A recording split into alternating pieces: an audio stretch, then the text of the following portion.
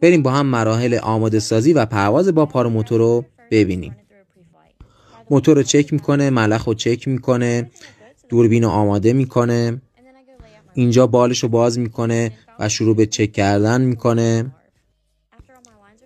هلمتش رو میپوشه، هارنسش رو میپوشه، اتصالات رو وصل میکنه، هندل رو میزنه و موتور رو روشن میکنه و اینجا هم باز داره بندها رو چک میکنه و مسیر حرکتش و سرعت و جهت باد رو مطمئنن.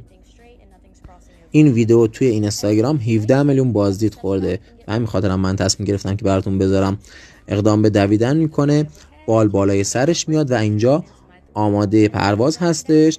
گاز رو بیشتر میکنه و از زمین بلند میشه.